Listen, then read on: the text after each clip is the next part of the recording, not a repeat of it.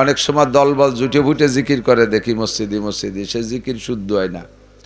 জিকির প্রত্যেকটা শব্দরে 2 ভাগ করে ফেলা যায়, তাতে জিকিরের কিছু থাকে না। কয় সুবহানাল্লাহ, সুবহানাল্লাহ, দল মিলেতে যাইয়ে সুর মিলেতে সুবহানাল্লাহ, আলহামদুলিল্লাহ, আলহামদুলিল্লাহ, আল্লাহ আকবার, আল্লাহ আকবার। এই মসজিদে বসে ফক ফক করতে চায়। আল্লাহ কয় কডের গেটি ধরে বার হইতে জিকির হবে ক্লিয়ার, সুবহানাল্লাহ, আলহামদুলিল্লাহ, আল্লাহু আকবার, সুবহানাল্লাহ, আলহামদুলিল্লাহ, আল্লাহু আকবার, পরিষ্কার, সুর মিলানোর দরকার নেই। এবং জিকির যত ইনফিরাদি একা একা হবে, নির্জনে হবে, তত জিকির আল্লাহর কাছে বেশি পছন্দনীয়। নাম শুনেছেন উসপহলান, নাম শুনছি না? উসপহলান লম্বা হায়াত পেয়েছে। আদম আলাইহিস সালামের সন্তানদের মধ্যে সবচেয়ে বেশি জোয়ান, সবচেয়ে বড় বডি ফিগারের মানুষ, আর সবচেয়ে বেশি হায়াত পেয়েছে। লম্বা জোয়ান ছিল। খুলাসাতুল আম্বিয়ার ভিতরে ওর বডি ফিগার লিখছে 3600 গজ লম্বা। শুনলি তো মানিয়ে নিতে কষ্ট হয়। 3600 গজ, আর তার মানে 3.5 কিলোমিটার লম্বা মানুষ। ওরে বাপ রে বাপ। এ রঘুনাথপুর গ্রাম কয় কিলোমিটার? এতখানি কবে নাকি? 3.5 কিলোমিটার হবে। গোপালগঞ্জ, ওরে এই গ্রামে ঢুকলি পুরো গ্রামে সুতি দেওয়ার জায়গা হবে না, 2-3 গ্রাম নিয়ে সুতি দিতে হবে। যে লোকটা 3.5 কিলোমিটার লম্বা হয়, ও কিন্তু 1 কিলোমিটার চওড়া হয়। আপনি 3.5 হাত লম্বা, দেখেন 1 হাত চওড়া। তাহলে 3.5 বাই 1 কিলোমিটার যদি 1 মাইল যদি একটা লোক লম্বা হয়, তাহলে এই লোকটা সুতি দেয় কোন জায়গা?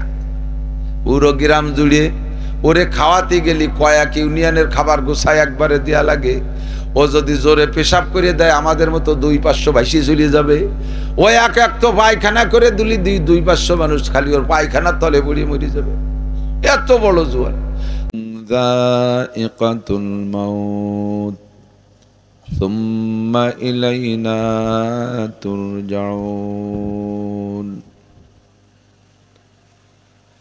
وقال محمد رسول الله صلى الله عليه وسلم اغتنم 5 قبل 5 شبابك قبل هرمك وصحتك قبل سقمك وفراغك قبل شغلك وغناءك قبل فقرك وحياتك قبل موتك.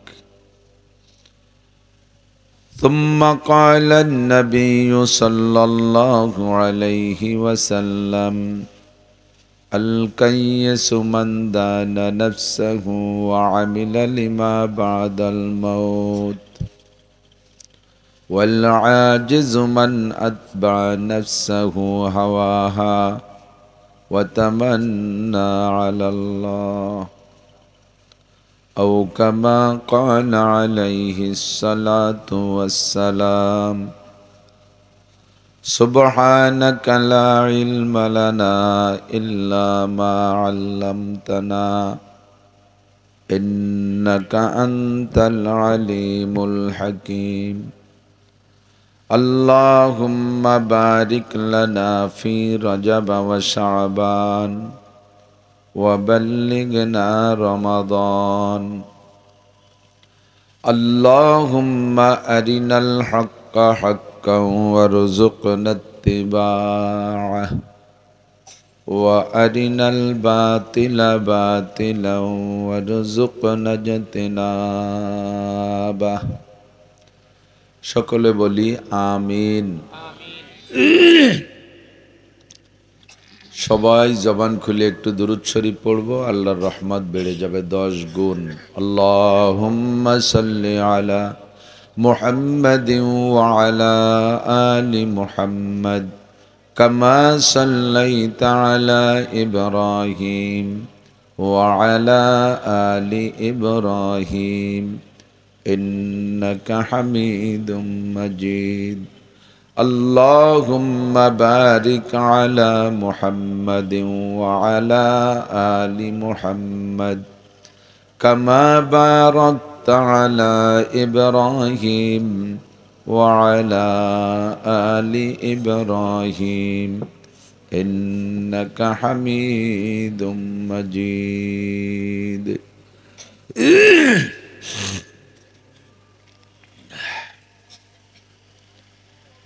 ফাইজিয়া শামসুল উলুম মাদ্রাসা এতিমখানা বাবুরগাতি রঘুনাথপুর গোপালগঞ্জ বাংলাদেশের উদ্যোগে আয়োজিত তৃতীয় বার্ষিক ওয়াজ মাহফিল। অধ্যকার মাহফিলের সম্মানিত সভাপতি হযরতুল আল্লাম জনাব আলহাজ হযরত মৌলানা মুফতি শুআইব ইব্রাহিম সাহেব হাফিজাহুল্লাহ। আজকের মাহফিলের প্রধান অতিথি, প্রধান বক্তা, অন্যান্য ওলামাই কেরাম, মাদ্রাসার মোহতামিম সাহেব হুজুর, আসাতেজাই কেরাম, এই অঞ্চলের অনেক অনেক ওলামাই কেরাম, আইম্মাই মাসাজিদ, প্রাণপ্রিয় দেশবাসী, আল্লাহ তাবারক ওয়া তাআলা শাহী দরবারে আমাদের পক্ষ থেকে পাঠাই অসংখ্য শুকর যে আল্লাহ পাক রব্বুল আলামিন দুইটা দামি দিক লক্ষ্য করে আমাদেরকে এখানে আসার বসার তৌফিক এনায়েত করেছেন। একটা হলো মাসের দিক দিয়ে রজব মাস, আর একটা হলো সময়ের দিক দিয়ে মাগরিব বাদ। দুইটাই দামি টাইম, দামি সময়। এ অঞ্চলের অনেক অনেক মানুষের মধ্য থেকে বাছাই ছাঁটাই করে আল্লাহ পাক ভালোবেসে মহব্বত করে আমাদেরকে আগে আগে ডেকে নিয়ে আসছেন। কোরআনে কারীমের সাক্ষী আল্লাহ পাক বলেন, আস-সাবিকুন আস-সাবিকুন উলাইকাল মুকাররাবুন। প্রত্যেক ভালো কাজে যারা অগ্রগামী তারা আল্লাহ পাকের অতি নৈকট্যপ্রাপ্ত বান্দা।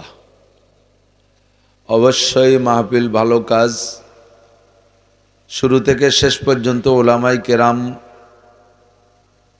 কোরআন ও হাদিসকে সামনে রেখে জাতির কল্যাণ ও কামিয়াবির উদ্দেশ্যে মানুষ কিভাবে জাহান্নাম থেকে বাঁচতে পারে, জান্নাতি হতে পারে, এই সুপরামর্শ দেওয়ার অনুষ্ঠান। শরিয়াতের যে কয়টা মাসআলা এখানে আপনারা শুনবেন, উলামায়ে কেরাম বলবেন, প্রত্যেক এক একটা মাসআলার বিনিময়ে আল্লাহ তাআলা আমাকে আপনাকে সকলকে শ্রোতাদেরকে 60 বছর নফল নামাজ ও রোজার সওয়াব দান করবেন। একেবারে নিরিবিলি বসে বসে মোটা ইনকাম করার একটা পরিবেশ, পরিশ্রম নাই, খাটনি নাই, গাগতর ঘামবে না, কোনো ক্লান্তি শ্রান্তি নেই, নীরবে বসে বসে এক এক বস্তা নেকি কামাই করে যাওয়ার সহজ সরল ব্যবস্থা। কাজেই ভালো কাজে যারা আগে আসে আল্লাহ পাকের নৈকট্য তারা পায়। আমরা আগে আসতে পেরে আবার শুকর আদায় করি আলহামদুলিল্লাহ। মাহফিল শোনার জন্য আল্লাহ পাক রব্বুল আলামিন একটা আদব বলেছেন, সেটা হলো আল্লাহ পাক বলেন, ওয়া ইযা কুরিয়াল কুরআনু ফাসতামিউ ওয়া আনসিতু। যখন কোরআনে কারীম এমনি রিডিং তেলাওয়াত করা হয়, তখনও যে মাসালা কোরআন শরীফের কিছু আয়াতের তাফসীর তাশরিহ যদি আলোচনা হয় তাও একই মাসালা বলা যায়। সেটা হলো যতক্ষণে আলোচনা তেলাওয়াত চলবে ততক্ষণ অন্তরের কান দিয়ে শুনতে হবে। আর অন্তরের কান দিয়ে শুনতে হলে মন মেজাজ শরীরের সব অঙ্গ প্রত্যঙ্গকে একমুখী করতে হবে শ্রবণের দিকে। এজন্য আল্লাহ সাথে বলেন, ওয়া আনসিতু। যখন অন্তরের কান দিয়ে শুনবে তখন তোমার হালাতটা হতে হবে যে তুমি এমত অবস্থায় মুখের কাজগুলো বন্ধ রাখবা, মুখ বন্ধ রাখবা, কথা বলবা না। সানাসুর, বাদাম, পান টান এগুলো নিয়ে ব্যস্ত থাকলে মন দ্বিমুখী হয়ে যায়, কথার দিকে কান যায় না। এজন্য এই সময়টা এই সব কাজ থেকে বিরত রাখা। আর কোনো কথা তো বলাই যাবে না, নীরবে শুনতে হবে। আর বসার আদব কেমন হবে? হুজুর বলেন, হযরত ওমর ইবনে খাত্তাব রাদিয়াল্লাহু তাআলা আনহু বলেন, হাদিসের নাম হাদিসে জিবরাইল। হযরত ওমর বলেন, আমরা হুজুরের সামনে বসা ছিলাম, হুজুর বয়ান করতেছিলেন, তো হুজুরের আকর্ষণ ছিল চুম্বক আর লোহার আকর্ষণের মতো। একটা টেবিলের উপরে পাওয়ারফুল একটা চুম্বক রেখে চতুর্দিক দিয়ে যেমন ছোট টুকরা লোহা ছড়ায় রাখলে লোহাগুলো জায়গায় থাকতে পারে না, আস্তে আস্তে চুম্বকের দিকে আগায়, এক পর্যায়ে সব লোহার টুকরাগুলো একটার সাথে একটা মিশতে মিশতে গায়ে গায়ে মিশে যায়। হুজুর যখন বয়ান করতেন তখন হুজুরের নুরানি রোহানি চেহারার আকর্ষণ, বয়ানের নুরানি কুদরতি আকর্ষণে, নবীওয়ালা আকর্ষণে আমরা যে যেখানে ছড়ানো সেটানো থাকতাম, বসে থাকতে পারতাম না, খালি সামনের দিকে আগাতাম। তো এভাবে আগাইতে আগাইতে আমাদের দুইজনের মাঝে একটা আঙ্গুল ঢুকানোরও ফাঁকা থাকতো না। এমনই বসে আছি, তো বসার ভিতর দিয়ে ঘন ঘন করে বসা, পিছনে একটা লোক আসলেন অপরিচিত, খুব ধবধবে সাদা কাপড়, চুলদাড়ি একেবারে মিসমিসে কুচকুচে কালো, হাতে কোনো ব্যাগেজ নাই, লা ইউরা আলাইহি আথারুস সফর, সফরের কোনো আলামত দেখি না, আমরা কেউ তাকে চিনি না, দূরের মানুষ, অথচ মুসাফির বলে মনে হয় না। লোকটা পিছে এসে জায়গা পেলেন, কিন্তু পিছে অনেক জায়গা থাকতেও বসলেন না, উকি মারে দেখতেছেন সামনে ফাঁকা আছে কিনা। তো মাঝে তো কোনো ফাঁকা আমরা রাখি নাই, ঘন ঘন করে বসছি, সামনে উকি মারে দেখে হুজুর আর সবচেয়ে নিকটে যেই সাহাবী বসা, সিদ্দিক আকবর আবু বকর হবেন সম্ভবত, দুইজনের মাঝখানে একটা সিট খালি আছে। লোকটা মাঝখান দিয়ে হাত ঢুকায় ফালতে ফালতে আইসা মাঝখানে ওখানে এসে বসলেন, সেই ফাঁকা জায়গাটাও উনি বন্ধ করে দিলেন। এরপরে লম্বা আলোচনা, বসার অবস্থা ছিল হাত্তা জালাসা ইলান নবী সাল্লাল্লাহু আলাইহি ওয়াসাল্লাম ফাসনাদা রুকবাতাইহি ইলা রুকবাতাই ওয়াজা কাফাইহি আলা ফাকিজাই, হুজুরের হাঁটুর সাথে হাঁটু মিশাই দিয়ে বসলেন, একটুও ফাঁকা রাখলেন না, আর হাত দুটো রানের উপরে রেখে বসলেন। লম্বা আলোচনার শেষে লোকটা চলে যখন গেলেন, তখন হুজুর বলতেছেন, হযরত ওমর বলতেছেন আমাকে, হুজুর বললেন, ইয়া ওমর আতাদরি মানিস সায়েল, এই লোকটা এসে ৩-৪টে প্রশ্ন করলো, যে উনি জিজ্ঞাসা করলেন এই সায়েল প্রশ্নকারীকে কি তোমরা চেনো?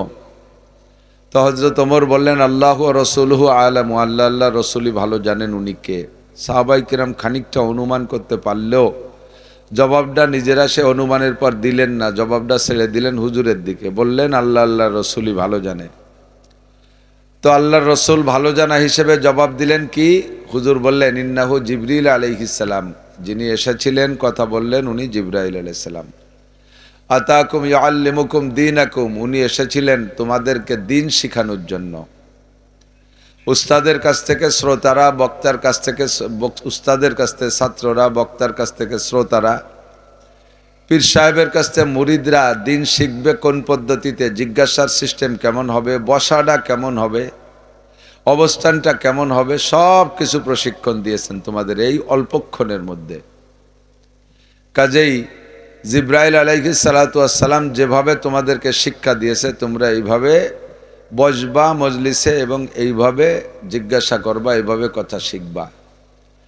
তো আল্লাহ পাক রব্বুল আলামিনও ওয়াজ শোনার সিস্টেম বললেন, আর নবী আলাইহিস সালাতু ওয়াস সালামের সামনে জিবরাইল আলাইহিস সালাম এসে মজলিসে বসার আদব শিক্ষা দিলেন। আমরাও যে কোনো মজলিসে বসতে গেলে এই আদবগুলো রক্ষা করে যদি বসি তাহলে ইনশাআল্লাহ ফায়দা বেশি হবে। আর এখানে তো আশপাশে বেশিরভাগই হিন্দুরা, দূর থেকে আসবে মুসলমানরা, বিভিন্ন মসজিদ থেকে মাগরিব পড়ে পড়ে আস্তে আস্তে আসবে, একটু সময় লাগতেই পারে। তা আসলে আস্তে আস্তে ইনশাল্লাহ মাঠ ভরে যেতে পারে। গত বছর তো বৃষ্টি নামছিল না, তুমুল বৃষ্টি, লাস্টে এই নিচের বসারটা মাথায় মুড়ি দিয়ে দাঁড়াইছিল মানুষ, আমার মনে আছে। তো বৃষ্টি বাদলের ভিতরে যথেষ্ট মানুষ পেয়েছিলাম, এবারও সে মানুষগুলো আসবে ইনশাআল্লাহ। আমার সময় কম, অল্প একটু সময়, অন্য জায়গা প্রোগ্রাম থাকার কারণে সময় বেশি দিতে পারি না। সোয়াইব সাহেব ফোন দিয়ে বললেন যতটুক পারেন একটু সোয়া দিয়ে যান। তো সেই সোয়াটুক অল্প সময়ের মধ্যে দিয়ে যদি আপনাদের বারবার সেটিং করতে নষ্ট হয়ে যায়, আমার শেষ টাইমের হিসাব, টাইম 7:15 বেজে গেলে চলে যাব। অল্পক্ষণের মধ্যে একটু মোটা একটা ইনকাম করে ফেলাই দেয়। নবী পাক বলেন, আল কাইয়িসু মান দানা নাফসাহু ওয়া আমিলা লিমা বাদাল মাউত। চালাক, জ্ঞানী, হুঁশিয়ার, বুদ্ধিমান, 4টে কথা বললাম। চালাক, আমরা তো চালাক বুঝি। চালাক কাকে বলে? সমাজের চালাক, যে যত বড় ফাঁকিবাজ সে তত বড় চালাক। কাইয়াস মানে চালাক। জ্ঞানী যে জ্ঞানী, জ্ঞানীটার আর কোনো বিকল্প নাই। বুদ্ধিমান তো বুদ্ধিমান, হুঁশিয়ার হুঁশিয়ার। তো শরিয়াতের দৃষ্টি থেকে চালাক, জ্ঞানী, হুঁশিয়ার, বুদ্ধিমান ওই ব্যক্তি মানদানা নাফসাহু, যে নিজের জ্ঞান বুদ্ধি বিবেক বিবেচনা খাটায় নিজেকে নিজে দিনদার বানানোর চেষ্টা করে। দুনিয়াদার না, দিনদার বানানোর চেষ্টা করে, ওই লোকটা চালাক।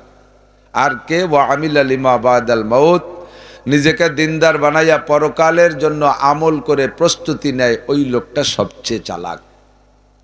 যে কোনো কায়দায়, যে কোনো কৌশলে আমি মজলিসের মধ্যে বেশি নেকি কামাই করে যাব, আজকে সবার চেয়ে বেশি নেকি কামাই করে যাব, এটা থাকতে হবে সকলের মনের প্ল্যান, তাহলে আপনি চালাক। তো আজকে যদি চালাক হয়ে থাকেন তাহলে একটা আমল করে ফেলা যাক, একরামের নিয়তে, যে পরবর্তীতে যারা আসবে তারা যাতে নিরিবিলি ভালো জায়গায় বসতে পারে। আমি একটু আগায় বসি, একটু আগায় বসলে এই একরামের নিয়তের নাম হলো একরামের নিয়ত। 10 বছর এতেকাফের নেকি পাবেন, পাক্কা 10 বছর এতেকাফের নেকি। এই 10 বছর এতেকাফ মানে এতেকাফ সহ রোজা, এতেকাফ সহ রোজা। তো 10 বছর এতেকাফ আর 10 বছর রোজা একটানা রাখার মতো মানুষ বর্তমানে দুনিয়া আছে কিনা আমার জানা নেই। অথচ একটু পাশা ঘষে গায়ে গায়ে মিশে আগায় বসলে, শীতের রাত তো ঠান্ডা লাগতেছে, এত খানিক নেকি পেয়ে যাবেন অল্পক্ষণের মধ্যে। যারা দূরে আছে যুবকরা কাছে কাছে এসে বসতে হবে। আর বড় গেট মাশাল্লাহ, প্রায় অর্ধেক প্যান্ডেল জোড়া গেট। হারকে কাহি গো বেরোয়া, হারকে কাহি গো বেয়া, দারো গিরো হাজ বোদর বাদরি দরগাহে নিস। ধর্মের ব্যাপারটাই এরকম, ধর্মের বড় একটা দরজা, ইসলামের বড় একটা দরজা। এ দরজা দিয়ে যার খুশি আসবেন, যার খুশি চলে যাবেন। এখানে কোনো চকিদার, দফাদার, পুলিশ, দারোগা, র্যাব, কুবরা, আর্মি, বিডিআর কিচ্ছু নেই। টিকিট সিস্টেম না যে টিকিট কিনে ঢুকতে হবে আবার টিকিট জমা দিয়ে বের হইতে হবে। যার খুশি আসবেন, যার খুশি চলে যাবেন, ভালো না লাগলে চলে যাওয়ার অনুমতি আছে। আর বসলে আপনার লাভ আছে। নবী পাক বলেন, তাদারুসুল ইলমে সাআতান খায়রুম মিন ইবাদাতি 60 সানা। ধর্মীয় আলোচনার জন্য কিছুক্ষণ বসলেই এর অল্পক্ষণের মধ্যে আপনাকে 60 বছর নফল নামাজ ও রোজার সওয়াব দান করা হয়। প্রত্যেক এক একটা মশালায় শুনবেন আর আশ্চর্য হয়ে খুশি হয়ে বলবেন সুবহানাল্লাহ। একটু বলে ফেলি, এতেও আলাদা ইনকাম আছে, এর কোনো কিছু ফেলানো যায় না। এই মাহফিলে বসা অবস্থায় এই রাইস মিলের মতো ও জায়গা ধান ঢুকোই দেওয়ার পরে সে ধানের তুষ মুষ ছাই কিচ্ছু ফেলানো যায় না। কুড়ো মুড়ো খুদ মুদ যা আছে লাস্টের ছাই ঠুক তাও বলে সিমেন্টওয়ালারা কিনে নিয়ে যায়, আর কিছু নিয়ে যায় দাঁতের মাজনওয়ালারা। ওর কিচ্ছু ফেলানো যায় না, পোলট্রির ফার্মের মতো। ওর পায়খানাও বলে মাছে খাইয়ে সে মাছ মুনিশ হয়ে যাচ্ছে। যে এই মাহফিলের মধ্যে বসলে শুরু থেকে শেষ পর্যন্ত কিছু ফেলানো যায় না। সুবহানাল্লাহ। এত একটা গাছ লাগানো হয়ে যায়, বাবরা গাছ না, কাঁটাওয়ালা বাবরা গাছ না, যে বেস্টের মধ্যে বাবরা কাঁটাওয়ালা বাবরা গাছ যে বলে ছুঁচোর মধ্যে ডোয়া যাবে না, এরম না। ফলদার, ছায়াদার, আরামদায়ক একটা মজার গাছ। গাছের গোড়া উপর দিক, মাথা নিচের দিক, ফলে ফুলে ভরা। সুবহানাল্লাহ। একটা ফলের গায়েও খোসা নাই যে ছুলে খাতি সময় নষ্ট হবে। সব ফল খোসাবিহীন জ্বলে রয়েছে, খালি নাহে মুহি ধাক্কা লাগবে আর কামড়ায় কামড়ায় খাবেন। এত সুযোগ জান্নাতের মধ্যে। একবার সুবহানাল্লাহ বলে এরকম বিশাল একটা গাছ লাগানো হয়ে যায়। বলি সুবহানাল্লাহ। এই কয়েকবার সুবহানাল্লাহ বলে যত গাছ লাগাইলেন, ভেস্তে যাওয়ার পরে যে দেখবেন যে বিরাট এক দাগ জমি খালি রয়েছে, আর এক দাগ এই বড় বড় দাগ বইরে এরকম গাছ লাগানো। আপনি বলবেন আল্লাহ এই গাছগুলো কিভাবে হলো? কয় তুমি যে বারবার সুবহানাল্লাহ বলছো না, এই সুবহানাল্লাহর গাছ। আর এই জায়গাটা ফাঁকা রয়ে গেল, সুবহানাল্লাহ কও নাই তাই ফাঁকা রয়েছে। তখন আপনি বলবেন আল্লাহ কি যে ভুল করছি, চুপ করে বসে থেকে সাত দোকানে গাপসা গাপসি করছি, হাসি নেড়ে উঠে খালেদারে ডুবোই, এই উল্টো পাল্টা সময়টা নষ্ট করছি। আর একটা বার পাঠায় দাও, খালি সুবহানাল্লাহ কইয়া আসবো। আল্লাহ কয় যে কটা লাগাইছে ওই কটার ফল খাওয়া আর সময় নাই। কাজেই এই কথাগুলো জানা থাকার কারণ থাকলে আমরা বেশি বেশি সুবহানাল্লাহ পড়বো। সুবহানাল্লাহ, সুবহানাল্লাহ, সুবহানাল্লাহ, সুবহানাল্লাহ, সুবহানাল্লাহ, সুবহানাল্লাহ, সুবহানাল্লাহ। এ গাছ লাগানো হয়েছে, এরপরে পড়বো আলহামদুলিল্লাহ, আলহামদুলিল্লাহ। আলহামদুলিল্লাহ মানে আল্লাহ শুকর করা, ঠিক না? তো আল্লাহ বলেন লাইন শাকারতুম, এই আলহামদুলিল্লাহ বলে যদি শুকর আদায় করো, লা আযীদান্নাকুম। সুবহানাল্লাহকে গাছ যে কটা লাগাইছো তার চেয়ে বেশি গাছের মধ্যে লাগাই দেওয়া হবে। কাজেই সুবহানাল্লাহও গাছ লাগানো হয়, আলহামদুলিল্লাহও গাছ লাগানো। আল্লাহু আকবার। সুবহানাল্লাহ আলহামদুলিল্লাহর পরে আল্লাহু আকবার। জিকির করবেন, ফ্রেশ পরিষ্কার ভাষায় জিকির করবেন। অনেক সময় দলবল জুটে ফুটে জিকির করে দেখি মসজিদে, সে জিকির শুদ্ধ হয় না। জিকির প্রত্যেকটা শব্দরে দুই ভাগ করে ফেলা যায়, তাতে জিকিরের কিছু থাকে না। কয় সুবহানাল্লাহ, সুবহানাল্লাহ, দল মিলেতে যাইয়ে, সুর মিলেতে সুবহানাল্লাহ, আলহামদুলিল্লাহ, আলহামদুলিল্লাহ, আল্লাহু আকবার, আল্লাহু আকবার। এই মসজিদে বসে ফক ফক করতে চায়। আল্লাহ কয় কডের গেটি ধরে বার হইতে জিকির হবে ক্লিয়ার, সুবহানাল্লাহ, আলহামদুলিল্লাহ, আল্লাহু আকবার, সুবহানাল্লাহ, আলহামদুলিল্লাহ, আল্লাহু আকবার, পরিষ্কার, সুর মিলানোর দরকার নেই। এবং জিকির যত ইনফিরাদি একা একা হবে, নির্জনে হবে, তত জিকির আল্লাহর কাছে বেশি পছন্দনীয়। এই জন্য আল্লাহ বলেন উদউ রাব্বাকুম তাদাররুআন ওয়া খুফিয়া, ডাকো তোমার রবকে, উদউ রাব্বাকুম, ডাকো তোমার রবকে, তাদাররুআ, কেঁদে কেঁদে, ওয়া খুফিয়া, খুব গোপনে, খুব নির্জনে, একা একা ডাকো, তাহলে এই ডাকটা বেশি দিলকাশ হয়। আল্লাহ তাআলা আমাদের তৌফিক দান করে, সবাই বলি আমিন। দুনিয়ার সবাই কম, গোটা দুনিয়ার হায়াতি কম এবং আমাদেরও হায়াতও কম, এবং সেই সূত্রে আজকের মাহফিলেরও সময় কম, অল্প সময় বেশি কামাই। হুজুর আলাইহিস সালাতু ওয়াস সালাম সাহাবাই কিরামকে মাঝে মাঝে বিগত পূর্বের নবীর উম্মতদের লম্বা লম্বা হায়াতে লম্বা লম্বা আমলের কিছু কারগুজারি হুজুর শুনাইতেন, ইতিহাস শুনাইতেন। তো হুজুর একবার শোনাচ্ছেন সূরা কদরের শানে নুজুলের ভিতরে ওলামাই কেরাম বলে থাকে, দেখবেন শুনবেন, রমজান মাসে বনি ইসরাইল মুসা আলাইহিস সালাতু ওয়াস সালামের উম্মত, তার আগের থেকে ইব্রাহিম আলাইহিস সালাতু ওয়াস সালামের 12 ছেলে, ইউসুফ আলাইহিস সালাম, বিনিয়ামিন 2 ভাই আপন আর 10 ভাই সৎ, এই 12 ভাইয়ের থেকে যে শাখা প্রশাখা মানব জন্ম হয়েছে তার নাম হলো বনি ইসরাইল। ইয়াকুব আলাইহিস সালামের আওলাদকে বলা হয় বনি ইসরাইল। ওনাদের ভিতরে সবচেয়ে বেশি নবী, এত নবী বলা হয় একসময় বনি ইসরাইলরা নবীদের সাথে আদাওয়াতি আর শত্রুতাই করে নবীদের মারার একটা আন্দোলন শুরু করলো, যে নবী মেরে সাফ করে ফেলাও। এর নবীরা থাকলে খালি আমাদেরকে ভালো ভালো কথা কয়, তার মানে আমাদের ভালো অতি কয়, অত ভালো তো ইয়ে ভরা যায় না, কাজেই নবী মেরে সাফ করে ফেলো। মাঝে মাঝে দুনিয়ায় কোনো কোনো দেশে এরকম, এখন তো নবী নেই, এখন ওয়ারাসাতুল আম্বিয়া, নবীদের অ্যাসিস্ট্যান্ট মেরে সাফ করে ফেলো আন্দোলন। তো নবী মারার আন্দোলনে ডেলি রাত্রে গুছাই গাছাইয়া 70 জন নবী জমা করতে হবে, সকালবেলা জবই দিতে হবে। বেশ কয়েকদিন পর্যন্ত এমন গেছে, পাড়ায় পাড়ায় গোষ্ঠীতে গোষ্ঠীতে আলাদা আলাদা নবী ছিল, এই নবীদেরকে কালেকশন করে এনে রাত্রে সকালে 70 জন নবী জবই না দিয়ে নাস্তা খাবে না, এরকম একটা সময় চলে গেছে। বনি ইসরাইলের ভিতরে সবচেয়ে বেশি নবী ছিল। তো এই বনি ইসরাইল আল্লাহ লম্বা লম্বা হায়াত পাইত, তার মধ্যে এক বনি ইসরাইল দিনদার ইমানদার বনি ইসরাইল, তার আমল সম্পর্কে হুজুর সাহাবায়ে কিরামদেরকে বললেন, দেখো কত আমলের অধিকারী তারা, তার সামনে তোমাদের হায়াত কত কম, আমলই বা কি করবা। বনি ইসরাইলের ওই লোকটার 3টে আমল বড় ঈর্ষণীয়। একটা হলো লোকটা সারা রাত এক পলকও ঘুমায় না, একটানা লাগাতার 80 বছর। কি করে? গাঁজা এবা খায় না মোবাইল দেখে বসে বসে, মেসির খেলা দেখে, সারা রাত দাঁড়ায় দাঁড়াইয়া শুয়ে বসে ইবাদত করে, ঘুমায় না এক পলক, রাতভর ইবাদত। একটানা 80 বছরের মধ্যে একটা রাতও তার কাজা হয়নি, তাহলে কত বেশি ইবাদত, কত নেকির অধিকারী।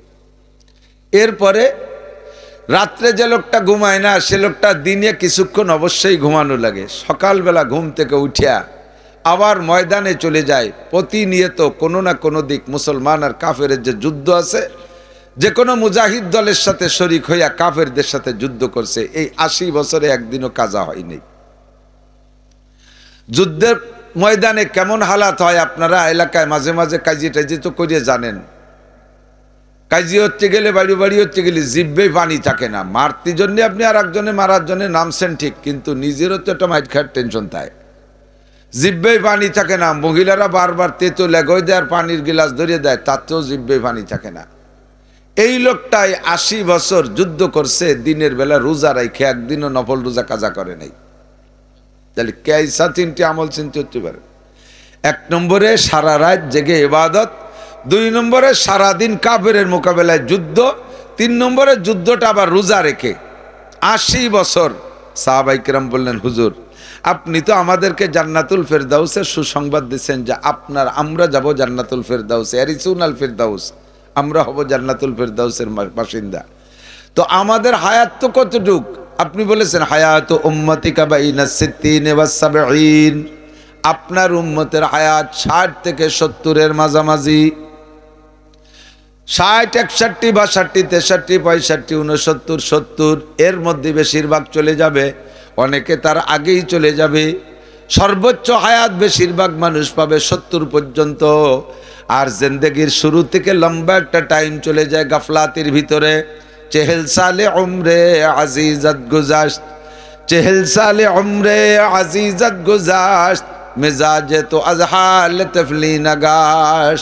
জিন্দেগির শুরু থেকে 40টা বছর চলে যায় দুনিয়ার ধান্দায়, পোলাপানে স্বভাবে, গান ভালো লাগে, বাজনা ভালো লাগে, হিন্দুদের মেলা ভালো লাগে, হিন্দুদের পূজা পাঠে যাইতে ভালো লাগে, ইস্তেমায় যাইতে ভালো লাগে না, ওড়াকান্দি যাইতে ভালো লাগে, গান শুনতে ভালো লাগে, তিলাওয়াত ভালো লাগে না, নামাজ কালাম ভালো লাগে না।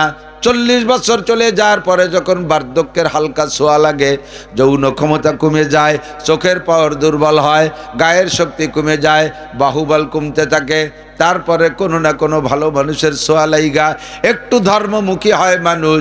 40-এর পরে যদি 70 বছর হায়াত পায়, এই 70 বছরে 30 বছরের ইবাদত পারবো না, সারা রাত ইবাদত করতে পারবো না, সারা রাত সজাগ থাকতে পারবো না, আমরা সারা রাত ময়দানে যুদ্ধ, সারাদিন ময়দানে যুদ্ধ করতে, লাগাতার 30 বছরও আমরা রোজা রাখতে পারবো না।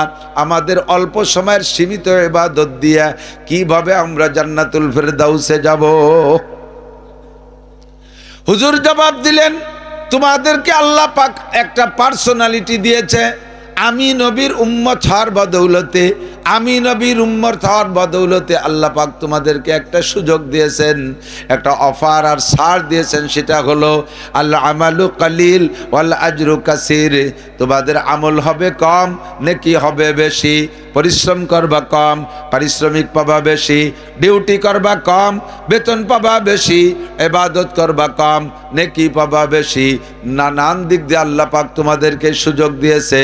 তার ভিতরে একটা সুযোগ তোমাদেরকে দিয়েছে, লাইলাতুল কদরে খায়রুম মিন আলফি শাহর।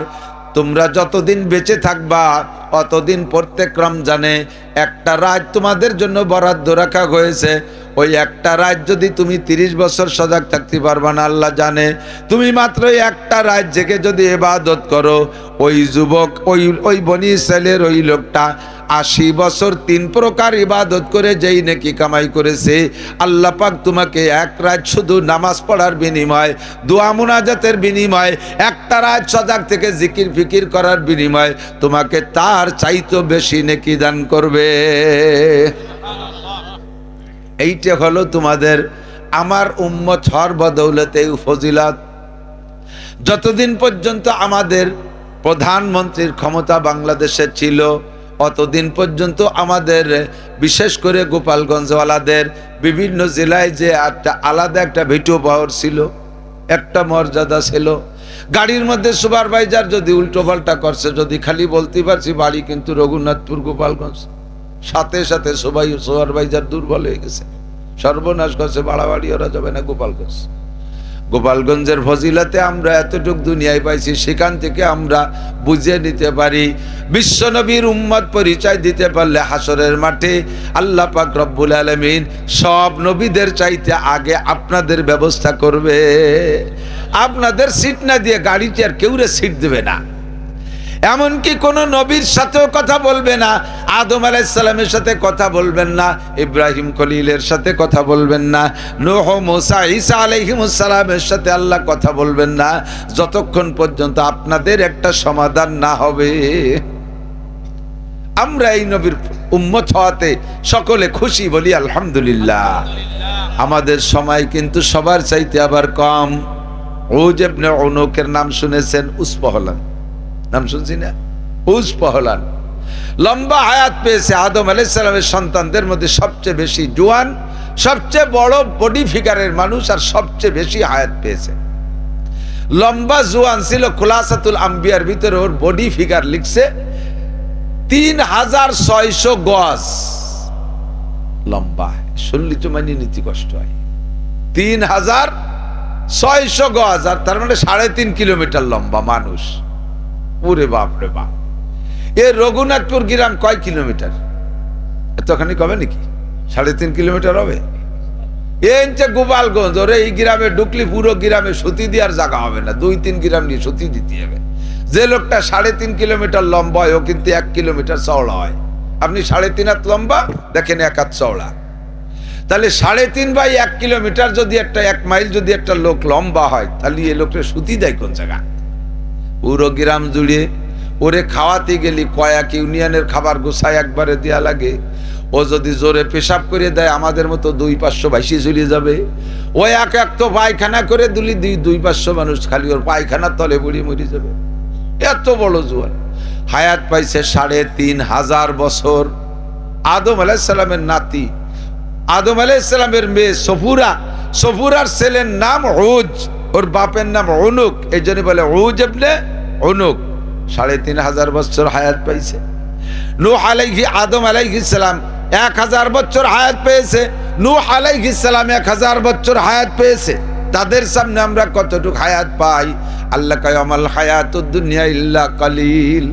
দুনিয়ার জিন্দেগি যে যত বেশি পাক, 3500 বছর পাইলেও তার মরা লাগছে, বাইচে কিন্তু নাই। বাইচা মুসা আলাইহিস সালাতু ওয়াস সালামের কাছে আল্লাহ পাক তার সব আমলের পর সন্তুষ্ট হইয়া প্রস্তাব রাখলেন, মুসা তোমাকে একটা পুরস্কার দিতে চাই, তবে পুরস্কারটা তোমার চাওয়া অনুপাতে দেব।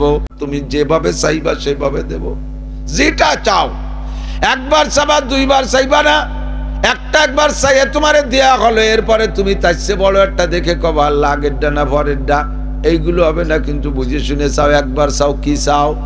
মুসা আলাইহিস সালাম চিন্তায় পড়ে গেলেন, ও কপাল, আল্লাহর কাছে কতটা আছে, কি আছে, কোনটাতে কোনটা ভালো তা তো আমি জানি না। কোনটা চাই আবার ঠকে যাই। চালাক মানুষ তো খানিক চিন্তা রেখে, আল্লাহ সাবানি একটু পরে তুমি একটা প্রশ্নের জবাব দাও। কও মুসা, কি প্রশ্ন? কয় আল্লাহ, আমি যদি তোমার জায়গা হইতাম আর তুমি যদি আমার জায়গা হইতে, অর্থাৎ আমি আল্লাহ হয়ে তুমি যদি মুসা হইতে, আমি তোমার এই প্রস্তাব দিলে তুমি কি চাইতে তাই কও। আল্লাহ কয় কেন তা কও কেন? কয় আল্লাহ তুমি কি চাইতে তাই কও, আমিও তাই যাব। আল্লাহ কয় মুসা তুমি বড় কাইয়েস, খুব চালাক। মুসা আলাইহিস সালাম বলেন, আল্লাহ আমার বোকা হওয়ার কোনো সুযোগ নাই। যদিও কাফেরের বাড়ি হোক, তবুও তো একজন রাজা ফেরাউন, তার বাড়ি বসবাস করছে 30 বছর। ওর কাছারিতে বসে বহু চালাকি চতুরতা দেখছি আর শিখছি। সেখান থেকে বেরোই যাইয়া 10টা বছর একজন নবীর দরবারে কাটাইছি। আমার শ্বশুর শুআয়ব আলাইহিস সালাম, তার বাড়ি রয়েছে 10 বছর। বোকাদের সাথে কোনো চার দোকানে আড্ডা করি নেই। সেখান থেকে বাড়ি ফিরে আসার পথে তুর পাহাড় এলাকায় আসার পরে তোমার সাথে গল্প শুরু হয়েছে। 40 বছর তোমার সাথে গল্প করছি, বোকাদের সাথে কথা তো কই নেই, তা বোকা হব কেন? তাই আমি যা জিজ্ঞেস করছি তুমি জবাব দাও। আল্লাহ পাক বললেন, মুসা তুমি যদি আল্লাহ হইয়া আমি মুসা হইতাম, আর তুমি আমার কাছে এই প্রস্তাব দিতে, আমি তোমার কাছে সুস্থতার সাথে লম্বা হায়াত চাইতাম। কি সাথে? সুস্থ সাথে, সুস্থতার সাথে। রুগ্ন হায়াত 200 বছর হলি তার 5 পায়েরও দাম নাই। 200 বছর হায়াত পাইছেন সৈয়দ বংশের লোক। সৈয়দ বংশের মানুষ একটু দামি হয়। তো 200 বছর হায়াত পাইছেন, তার 100 বছর প্যারালাইসিস হয়ে বারান্দায় পড়িয়ে রয়েছেন। আপনার 5 পায়েরও দাম আছে। ছেলে মেয়ে বউ বাচ্চা সবাই খালি ডেলি ডেলি খাওয়ায়, আর সামনে এসে কান্দে, আড়ালে যে কয় মরে না কে। কোনোভাবে মারতি না পারলি মাদ্রাসায় হুজুরকে 5000 টাকা দিয়ে, হুজুর এটা জালাল খতম পড়ি মেরি দিয়া যায়নি বুড়োরে। এই গিয়ে বাজিয়ে বিষের নষ্ট করে ফেলাচ্ছে, ঠিক না? তাহলে লাস্টের এই বিছানে পড়ায় 100 বছর হায়াতের 1 পয়সারও দাম। সুস্থতার সাথে হায়াত চাইবেন আল্লাহর কাছে। আল্লাহ কয় মুসা তোমার কাছে, তুমি আল্লাহ হইয়া আমি মুসা হইলে তোমার এই প্রস্তাবের জবাব আমি বলতাম, আমাকে সুস্থতার সাথে লম্বা হায়াত দাও। মুসা আলাইহিস সালাম বললেন, আল্লাহ বুঝে ফেলাইছি কি সাথী হবে, তাহলে এবার যার যার জায়গায় সেই যাও। একটু ঘুরিয়ে এইভাবে উল্টো ভাবে চাই হয়েছে, এবার যার যার জায়গায় সেই যাও। তুমি আল্লাহ, আমি মুসা, তোমার এই প্রস্তাবের জবাবও তোমার কাছে আমার, আমাকে সুস্থতার সাথে লম্বা হায়াত দাও। আমরা সবাই সুস্থতার সাথে যে যতটুকু হায়াত পাইছি সামনে আল্লাহর কাছে সুস্থতার সাথে লম্বা হায়াত চাই, বলেন আমিন। ভোগ বিলাসের জন্য নয়, লম্বা লম্বা হায়াত চাইতেছি, ভোগ বিলাসের জন্য নয়। দুনিয়া কামাই করব, মোটা দালান কোটা করব, এজন্য না। এটা তকদিরই থাকলে পাবো, নইলে পাবো না। তবে হায়াত চাইছি এজন্য যে হায়াতটা বিগত চলে গেছে। চক্ষু বন্ধ করে কল্পনা করেন বাবা, কে কি ইনকাম করছেন এই হায়াতে। নামাজ পড়ছেন, নামাজের কোয়ালিটি কেমন? জীবনে রোজা রেখেছেন, কত রোজা জিন্দেগি ছুটে গেছে। জীবন ভরে খানা খাইছেন, কামাই করছেন, কয়টা টাকা হালাল কামাই করছেন, কয়টা টাকা হারাম কামাই করছেন। চক্ষু বন্ধ করে হিসাব লাগান, দেখেন বেশিরভাগ ইনকামে, বেশিরভাগ আমলি আপনার জাল টাকা, ফুটো টাকা, পোড়া টাকা। টাকা আছে বস্তা ভরে, কিন্তু টাকা যদি জাল হয়, পোড়া হয়, ফুটো হয়, ফিতে ছিঁড়া হয়, তাহলে ওই টাকা দিয়ে কিছুই কেনা যায় না। বাজারে গেলে সেই টাকা কেউ খায় না। আমার আপনার বিগত জীবনের আমল যাই করছি টুটাফাটা, তার বেশিরভাগই নষ্ট মাল। এই জন্য আল্লাহর কাছে সামনে একটু হায়াত চাই। আল্লাহ তুমি আমাদেরকে একটু লম্বা হায়াত দাও সুস্থতার সাথে, যেই হায়াতের ভিতরে তবলিগে 3টা চিল্লা লাগাইতে পারি, যেই হায়াতের মধ্যে একটা হজ কামনা করি, যেই হায়াতের মধ্যে 2-5টা উমরা কামনা করি, যেই হায়াতের ভিতরে আমি প্রত্যেকটা রাত্রে তাহাজ্জুদ পড়ার আবেদন করি, তাহাজ্জুদ পড়তে পারি, তৌফিক আর সুস্থতা শক্তি আমাকে দান করো। যেই হায়াতের ভিতরে যা কিছু পয়সা করি দিবা, দিনের কাজে খরচ করতে পারি। আল্লাহ এজন্য একটু লম্বা হায়াত চাই। কতক্ষণ ঠিক কি ঠিক না? আরাম আয়েশের জন্য লম্বা হায়াত চাই না। এবার মুসা আলাইহিস সালামকে আল্লাহ পাক বললেন, জি তোমার দোয়া কবুল করা হলো, সুস্থতার সাথে তোমাকে লম্বা হায়াত দেয়া হবে। তবে মুসা কি পরিমাণ লম্বা হায়াত চাও? পরিমাণ তো আছে, কত লম্বা চাও? মুসা আলাইহিস সালাম বলে, আল্লাহ তুমি দাও, যা দিবা বলো, তুমি কি পরিমাণ দিবা? আল্লাহ বললেন, মুসা তোমার গায়ে যত লোম আছে, তোমার গায়ে যত লোম আছে, প্রত্যেক এক একটা লোমের বিনিময়ে 1 বছর হায়াত দেয়া হবে। গায়ে কতগুলো লোম আছে জানা আছে নাকি? দাড়ি কয়টা তাই তো গুনিয়ে রাখি নেই কোনোদিন। অল্প কটা দাড়ি শোয়ের সামনে, এই তো গুনিয়ে রাখিনি। শরীরে যত লোম আছে, লোমে লোমে 1 বছর, তাহলে কত হাজার বছর হবে? মুসা আলাইহিস সালাম বলেন, আল্লাহ তারপরে কি হবে? তারপরও পড়ো, কুল্লু নাফসিন যায়িকাতুল মাউত, সমস্ত প্রাণী মরণশীল, মরতেই হবে, মরাই। মুসা আলাইহিস সালাম বললেন, আল্লাহ এত হায়াতের পরও যদি মরতেই হবে, তাহলে এই দুনিয়ায় আর অতদিন থাকার স্বাদ হয় না। যেই দুনিয়ায় ফিরাউনের মতো জালেম, যেই দুনিয়ায় হামানের মতো সিটার, কারুনের মতো কৃপণ বাটপার বসবাস করে, যেই দুনিয়ার ভিতরে হাজার হাজার বদমাশ বসবাস করে, এই দুনিয়ায় আমি অতদিন থাকতে চাই না। তোমার প্রেমে পড়ে, তোমার মহাব্বতে পড়া ফিরাউনের সাথে যুদ্ধ বিগ্রহ করেছি, বিঠে ছাড়া হইয়া নীলনদ পার হয়ে চরের উপরে এসে অবস্থান করি। ঘর নাই, বাড়ি নাই, 6 লক্ষ বনি ইসরাইল নিয়ে কত দুর্বিষহ জীবন যাপন করি, সবই তোমার প্রেমে পড়া। দুনিয়ায় বসে তোমারে দেখা যাবে না, মরা ছাড়া তোমার সাথে সাক্ষাৎ হবে না। কাজেই আমি অত লম্বা হায়াত চাই না। তোমার পক্ষ থেকে আগে যে পরিমাণ হায়াত আমার নামে বরাদ্দ ছিল, ওই বরাদ্দকৃত হায়াত শেষ হয়ে গেলে তুমি আজরাইলকে পাঠাইয়া দাও। আল্লাহ পাক রব্বুল আলামিন আজরাইল আলাইহিস সালামকে পাঠাইয়া দিলেন। আজীব, আজরাইল আলাইহিস সালামকে পাঠাই দিলেন আল্লাহ। আজরাইল আলাইহিস সালাম আইসা মুসা আলাইহিস সালামের সামনে মানুষের রূপ ধারণ করে বসছে। পরিচয় দেই নাই, একেবারে সামনে আইসা বসছে, বসার মতো মানুষের মতো আইসা বলতেছে, ইয়া মুসা জিতুকালি আন আখুযা রুহাক, ও মুসা আমি তোমার জান নিতে আসছি, আমি তোমার জান নিতে, শুনতেছেন নাকি? আমি তোমার জান নিতে আসছি। মুসা আলাইহিস সালাতু ওয়াস সালাম কাল বিলম্ব না করে ফাজারাবা আলা আইনিহি, বুখারী শরীফে আছে, একটা বক্সিন মেরে দিয়েছে আজরাইলের চোখ জড়াইয়া, একে ঘুষিতে চোখটা নষ্ট হয়ে গেছে।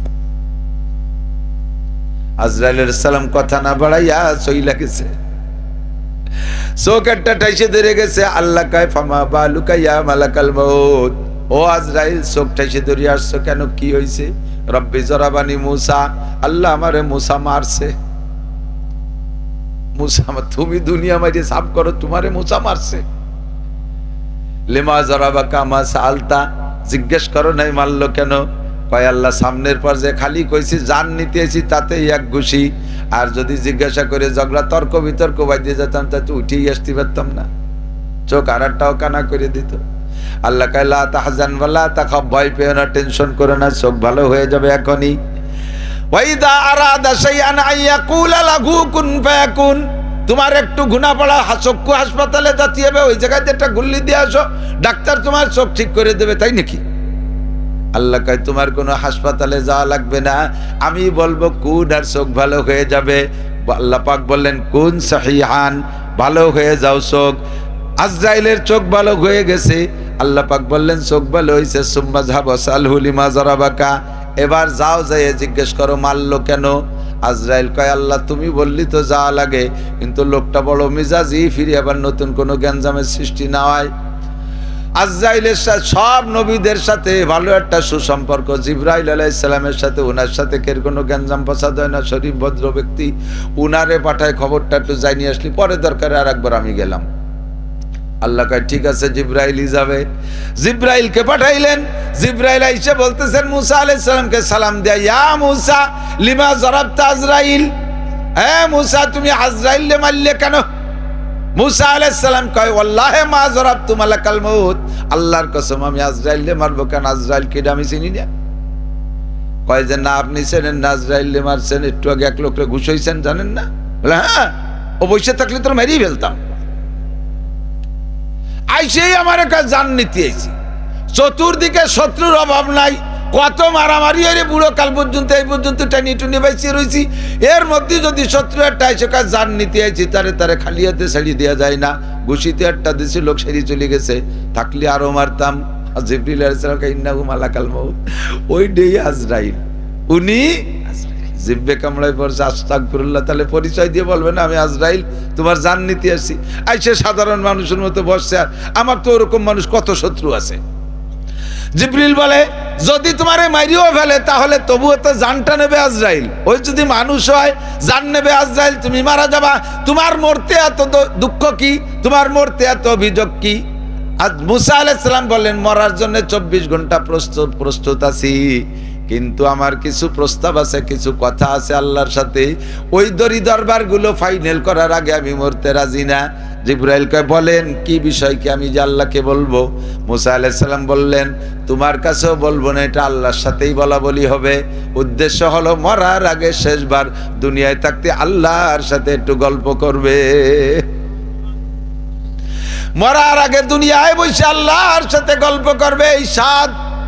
জিবরাইল চলে গেলেন, আল্লাহ মুসা আলাইহিস সালাম সরাসরি তোমার কাছে কিছু কথা বলবে, তার আগে মরতে রাজি না। আল্লাহ কয় ডাইকা পাঠাও মুসাকে, তুর পাহাড়ে আসতে বলো, যে জায়গা বসে আল্লাহর সাথে কথা হয়। মুসা আলাইহিস সালাম তুর পাহাড়ে আসলে আল্লাহ পাক বললেন তুমি আজরাইলকে মারলে কেন? কিচ্ছা ওইভাবেই বলে শেষ করলেন। এবার বললেন তাই বলো তোমার প্রস্তাব কি, দাবি কি? আল্লাহ পাক রব্বুল আলামিন বললেন মুসা তোমার কোন কারণে তুমি মরতে দেরি করতেছো, প্রস্তাব কি, দাবি কি? এবার মুসা আলাইহিস সালাম বলেন আল্লাহ আমি বনি ইসরাইলের মধ্যে আছি বিদায় 6 লক্ষ বনি ইসরাইলকে তুমি আজকে দীর্ঘদিন আসমান থেকে মান্না সালওয়া খাওয়াও। মান্না সালওয়া মেরা সাদ্দারতি হে গম খলকেরা আজ ফৈজে খানে থানবি। ও আল্লাহ তুমি 40 বছর পর্যন্ত এই ময়দানে বসাইয়া রাতের বেলা মান্না সালবা নাজিল করো। আমার 6 লক্ষ বনি ইসরায়েলের কোনো কামাই রোজগার লাগে না, এদের এই খানা তুমি জারি করে দিয়েছো। আমি মারা যাওয়ার পরে এদের এই খানা চালু থাকবে না, বন্ধ হয়ে যাবে। চেয়ারম্যান পাল্টে গেলে অনেক সময় ভিজিএফ কার্ড পাল্টে যায়, দলীয়দের মধ্যে কার্ড দিয়ে দেয়, বেদলীয়দের কার্ডগুলো কাইটে দেয়। আমি মারা গেলে কি আবার ভিজিএফ কার্ড কাইটে বন্ধ হয়ে যাবে নাকি? আল্লাহ আমার বনি ইসরায়েলের খার কি উপায় হবে এইটা একটু জানতে পারলে তারপরে নিরিবিলি ভাবে মরতে পারি। ছেলেরা বাপ বুড়ো হয়ে গেলে মরার আগে দেখবেন সম্পত্তি নিয়ে কাড়াকাড়ি কামলা কামলি করে, খালি চাই যে আমি মরার আগে দেখে যাই রে এস্টাবলিশড হয়েছে, এরা যার যার কায়দায় প্রতিষ্ঠিত হয়েছে দেখে যেতে চায়। মুসা নবী বললেন আল্লাহ বনি ইসরাইল কি খেয়ে বাঁচবে? আল্লাহ পাক মুখে কোনো জবাব না দিয়া আল্লাহ বলেন ইয়া মুসা আমা তিলকা বিয়ামিনিকা ইয়া মুসা, মুসা তোমার হাতে কি? ক্বালা হিয়া আসাই, এটা আমার লাঠি। আতাওয়াক্কাউ আলাইহা ওয়া আহুসু বিহা আলা গানামি ওয়া লিয়া ফিহা মাআরিবু উখরা, এটা আমার লাঠি, ছাগল রে পাতা পাড়িয়ে খাওয়াই, মাঝে মাঝে ছাগল রে বাড়ই দূরে দিকে অধিক নেই, আবার মাঝে মাঝে এর সাথে ড্যাশ লাগাইয়া ট্যাক লাগাই দাঁড়াই, আরো অনেক কাজ আছে, বিভিন্ন কাজ করি। আল্লাহ বললেন ইজরিব বিআসাকাল হাজার, তোমার হাতের লাঠি দিয়ে মাটিতে একটা বাড়ি মারো। তোমার কে বনি ইসরায়েলকে কে খাওয়াবে সেইটা দেখানোর জন্য আল্লাহ বাস্তব প্র্যাকটিক্যালে দেখাইতেছেন। ইজরিব বিআসাকাল আরদ, লাঠি দিয়ে মাটিতে একটা বাড়ি মারো। বাড়ি মারার সঙ্গে সঙ্গে মুসার জালালি লাঠির বাড়িতে ফান পালাকা মাটি ভাঙ্গে 2 ভাগ হয়ে গেছে। এমনি বাড়ি দিলে হয়তো একটু মাটি সরে যেতে পারে, এমন বাড়ি দেশে মাটি ফাইটা নিচের থেকে পানি পর্যন্ত দেখা যাচ্ছে। একেবারে লাঠি মাটির তলে চলে গেছে, পানি বেরিয়ে আসতে পারে। মুসা আল মা তারা এখন কি দেখো? কলা মা, আল্লাহ এখন তো পানি দেখা যায়। পানির উপরে আর একটা বাড়ি মারো। যখন বাড়ি মারছে ফান ফালাকা পানিও ফাইটা 2 দিক সরে চলে গেছে, পানির তলের থেকে একটা পাথর বেরিয়ে আসছে। আল্লাহ মা তারা, এখন কি দেখা যায়? কলা হাজার, আল্লাহ একটা পাথর দেখা যায়। আল্লাহ বললেন ইজরিব বিআসাকাল হাজার, এবার ওই পাথরের গায়ে বাড়ি মারো। আরে মাটিরে বাড়ি মারলে মাটি তো মাটি ফাইটা যাইতে পারে, পানি তো নরম তাও সরে যেতে পারে। পাথরে বাড়ি মারতে যখন বললেন, মাঝখানে পাথরে বাড়ি মারছে, পাথর তো পাথরই, আর একটা পাথর দিয়ে গাই দিলে একটু সলটা ওঠে। মুসার জালালি বাড়িতে পাথরটা ফাইটা 2 টুকরা 2 দিক সরে চলে গেছে। ফাখরাজা দুধ, এবার পাথরের পেটের ভিতরে ছিল ছোট্ট একটা পোকা। এই পোকাটা দেখা যায়। ও মুসা কি দেখা যায়? আল্লাহ একটা পোকা। ফামা ফিহে, ওই পোকার মুখে কি দেখা যায়? কাউসবুন্তরি, তরু তাজা কাঁচা ঘাস, তরু তাজা কাঁচা ঘাস। পোকাটার মুখে কাঁচা ঘাস। আকালা নেস অবাকিয়া নেস, অর্ধেক খাইছে আর অর্ধেক চাবাইতেছে আর খাইতেছে। প্রত্যেক এক লুকমা চাবাইয়া ঢোক গেলে পোকা ডায়, আর এক লুকমা গিলে গিলে আল্লাহর শুকর আদায় করে। সুবহান মান তারানি, সুবহানা মান তারানি ওয়া তারিফু মাকানি ওয়া তাসমাউ কালামি ওয়া তারযুকুনি ফি কলবি হাজারি। সব পবিত্রতা প্রশংসা তুমি আল্লাহর, যেই আল্লাহ আমার মতো ক্ষুদ্র নগণ্য পোকার জন্য এমন সুন্দর পরিবেশ ব্যবস্থা করেছো। আমি দুনিয়ার স্থলভাগে প্রবাহিত বাতাস সইতে পারি না, প্রখর রৌদ্র সইতে পারি না, আবার বেশি ঠান্ডাও সইতে পারি না। শীতকাল পুষ মাস মাঘ মাসের শীত আমি সহ্য করতে পারি না। আল্লাহ নরমাল কোনো ঘর বাড়িতে আমি থাকতে পারি না। সব ইন্তজাম তুমি করেছো। তুমি উপরের থেকে এই না মাটির নিচে পানি, পানির নিচে পাথর, পাথরের পেটের ভিতরে এয়ার কন্ডিশন এসি ব্যবস্থা কইরা আমাকে তুমি এখানে ঘর বাড়ির ব্যবস্থা করেছো। এমন নির্জন জায়গায় রাইখা তুমি আমারে ভুলে যাও নাই আল্লাহ। আমার যা দরকার পরিবেশন করতেছো। আমি ঝাল খাইতে পারি না, মিষ্টি খাইতে পারি না, টক খাইতে পারি না, আবার পানি পাঞ্চে হলেও খাইতে পারি না। বেশি তরল হইলে আমার তৃপ্তি হয় না, শক্ত হইলে চাবাইতে পারি না। যেমন দরকার তরু তাজা শ্যামা ঘাস, এইটা খাইলে আমার সব চাহিদা পূরণ হয়ে যায়। তুমি নিয়মিত আমাকে এই পাথরের মধ্যে নিয়মিত পরিবেশন করতেছো, কাজেই সব প্রশংসা তুমি আল্লাহর। বলেন সুবহানাল্লাহ। খাররা মূসা সাইকা, পোকাটার জবানে এই শকর শুইনা তার পরিবেশন দেইকা, খাদ্য ব্যবস্থা তার অবস্থান দেইকা মূসা আলাইহিস সালাম একটা চিৎকার মেরে সিজদায় পড়ে গেলেন। রব্বুল আলামিন আমার বুঝে আসছে এই পোকাটার জন্য কোন নবী রাসূল কোনদিন দোয়া করে নাই, পোকাটার জন্য কোন নবী রাসূল ভাবে নাই।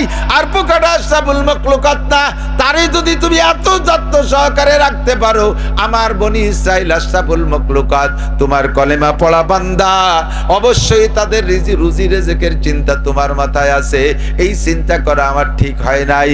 আল্লাহ তুমি আজরাইলকে পাঠিয়ে দাও। ও দোস্ত, যেই রব্বুল আলামিন পোকারে মাটির নিচে এত সুন্দর খানা খাওয়াইতে পারে, ওই রব্বুল আলামিন আমাদেরকে খাওয়াইতে পারে কি পারে না? কে আসলো আর কে গেল, কে হারলো আর কে জিতলো, ফসল হলো কি হলো না, এই চিন্তা আমার একেবারে অনর্থক। কতক্ষণ প্রমাণ করে দেখাইছে আল্লাহ। করোনার বছর সব কিছু লক, সব তালা মারা, মানুষকে লকডাউন দিয়ে বসায় রাখছে, ঘরের মধ্যে বসায় রাখছে, চাকরি বাকরি সব বন্ধ, ধানে পাকা ধান তাই কাটতে যাইতে দেয় নাই সরকার, ঠিক না? খেতে পাকা ধান তাই কাটতে যাইতে দেয় নাই, ধান উঠাইতে দেবে না। ও দোস্ত রে, করোনায় যারা মরছে মরছে, বাকি কেউ না খাইয়ে মরে নাই। কথা কন না কেন? বিশ্বাস নাই আপনাদের? এ তোর পুরো ইতিহাস নেই, তো নগদ নিজেকে সামনের তা আগের কিসা কইলাম, মানলি মানলেন, না মানলি না মানলেন। এই যে ঘটনা আমার জিন্দেগি, আমার 32-33 বছর মাদ্রাসার খেদমতের জিন্দেগিতে আমি ওই করোনার 3 বছর যে সুন্দর মাদ্রাসা চালাইছি, তারপরে আর তা ভাবতেছি না। করোনা চলে যাওয়ার পরে তো অভাব আসা শুরু হয়ে গেছে। যার কাছে চাই সেই টাকা দিত, যার কাছে চাইতাম সেই টাকা দিত, সব কিছু সুন্দর হয়ে গেছে। সারা দেশ থেকে দেশ ও দেশে সাহায্য সহানুভূতি করে। বড় লোকরা চিন্তা করলো মরিয়ে তো যাবই, মরার আগে করোনায় তো মরবো, করোনায় যদি ধরে বসে মরবো, মরার আগে কিছু দান করে যাই। এভাবে প্রচুর দান তারা করছে। মাদ্রাসাগুলো সচ্ছল ছিল, ছাত্র এখন পাই না। করোনার বছর ছাত্র মাদ্রাসায় থুতি জায়গা পাই না।